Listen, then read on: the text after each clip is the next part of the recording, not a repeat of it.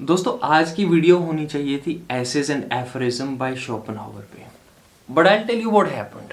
एक तो पहले काफ़ी ही दिनों से मेरी रूटीन बहुत जैम पैक्ड थी, और आज तो भाई पब्लिशिंग हाउस के साथ टू एंड फ्रो बहुत ही ज़्यादा इंटेंस काम पड़ा हुआ था।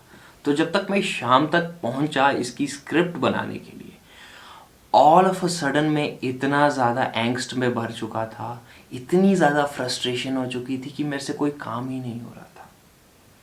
एंड एट दैट पॉइंट मुझे एक रियलाइजेशन हुई कि there is this beautiful concept of Italians जिसे कहते हैं दोल्चे फर्निएंते, स्वीट आइडलनेस। मैं उसको इतना अप्रिशिएट करता था और सोचता था कि लोग इसको प्रैक्टिस क्यों नहीं कर रहे हैं। एंड देन आई रियलाइज कि मैं भी तो नहीं कर रहा। And then I went out for a walk, जहाँ पे ना मेरे हाथ में फ़ोन था ना मेरे हाथ में किताब थी। I just went out there and sat in a park, and then I realised how efficient this thing can be. देखो दोस्तों, I tell you one thing.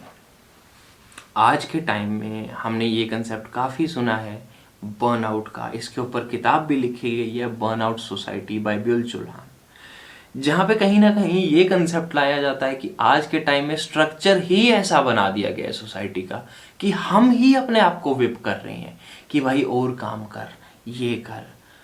कहीं ना कहीं आप देखोगे कि आई डोंट नो कि इसका कोई एंटीडोट है या नहीं, क्योंकि इट्स नॉट ईजी कि हम चले जाएं कहीं पे फॉरेस्ट में और वहाँ पे बैठ के मेडिटेट करें अपने थॉट्स के ऊपर, किताबें लिखें। It's not possible, right? हर एक इंसान के ऊपर थोड़ी बहुत जिम्मेदारी तो है, एंड कहीं ना कहीं हम उन जिम्मेदारियों से भाग नहीं सकते। हमें काम करना पड़ेगा डेली बेसिस पे। बड़ा बर्नआउट भी नहीं चाहते हम ये भी नहीं चाहते कि एंग्जाइटी पेंट अप होती जाए। So what is the solution?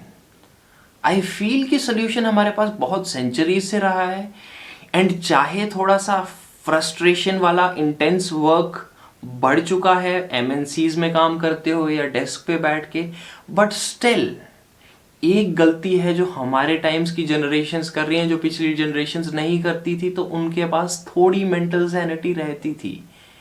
It is the concept of idle sweetness, जो कहीं ना कहीं मेंटल सैनिटी को इंटैक्ट रखने के लिए बहुत ज़रूरी है।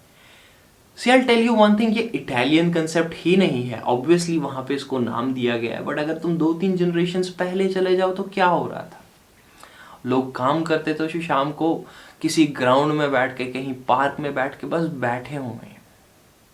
उनके हाथ में फ़ोन नहीं है जिसपे वो और इमोशनल इनटेक ले रही हैं, कंज्यूम कर रही हैं। वो अपने माइंड को डिस्ट्रैक्ट नहीं कर रही हैं बुक से। ऑब्वियसली कहीं लोग करते थे, बट अगर जनरलिटी में देखें तो लोग इतने ज़्यादा डिस्ट्रैक्टेड नहीं है कि वो 1 मिनट के लिए भी फ्री नहीं बैठ रहे हैं। And when I am saying free, इसका मतलब ये नहीं है कि हाथ में फ़ोन या किताब होना चाहिए। उसका मतलब है you are just sitting idle. Now see why it is necessary. पता क्या चक्कर है? अगर तुम एक दिन प्रैक्टिस करोगे ना, तुम किसी पार्क में जाओ और बस बैठ जाते हो, पहले तो वो बहुत इंटिमिडेटिंग होगा, क्योंकि एकदम सारे सप्रेस्ड इमोशंस, थॉट्स बाहर आना शुरू होंगे। थोड़ा सा एंग्स्ट एकदम इंटेंसिफाई हो जाएगा, बट इवेंचुअली अगर तुम 15-20 मिनट तक बैठे हुए तो धीरे धीरे काम आना शुरू हो जाएगा। You will start feeling relaxed, and जब तुम रिलैक्स्ड फील करोगे कहीं ना कहीं, तो दिन का जितना भी इमोशनल ओवरलोड तुम्हारे अंदर बना है तो वो अपने आप ही प्रोसेस होना शुरू हो जाएगा। वेंट आउट करने की ज़रूरत नहीं है, वो अपने आप ही प्रोसेस होना शुरू हो जाएगा, क्योंकि तुमने उसको उतना मेंटल स्पेस दिया जहाँ पे वो सारे इमोशंस उस मेंटल थिएटर में अपना प्ले कर सकें, प्ले आउट हो सकें। एंड इवेंचुअली अगर तुम डेली बेसिस पे उसको अनफ टाइम देते हो, जो आधा घंटा भी काफ़ी है, तो कहीं ना कहीं तुम्हारी मेंटल सैनिटी इंटैक्ट रहती है। तुम्हारे अंदर का जितना भी एंग्स्ट है, जितनी भी फ्रस्ट्रेशन है, जितनी भी सैडनेस है, वो कहीं ना कहीं धीरे धीरे प्रोसेस होनी शुरू हो जाएगी। कॉन्शियस में जब वो चीज़ें आना शुरू होंगी तो वो प्रोसेस होना शुरू होंगी, कहीं ना कहीं एक्सेप्टेंस आनी शुरू हो जाएगी। तो मेरे दोस्त, अगर तुम ये कंसेप्ट प्रैक्टिस नहीं कर रहे हो ऑफ आइडल स्वीटनेस, कोशिश करो कि अपनी लाइफ में ये प्रैक्टिस लाओ।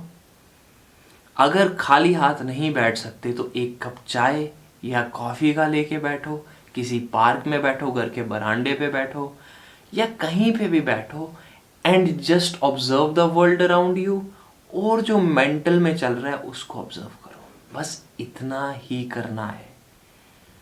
आधे घंटे के लिए भी अगर तुम ये चीज़ कर सकोगे ना, you will see the drastic change. क्योंकि जब तुम एक फ़ोन के साथ भी बैठे हो ना, तो वो भी एक एस्केप बन रहा है, और जब तुम एक दोस्त के साथ भी बैठे हो तो कहीं ना कहीं माइंड एस्केप कर रहा है।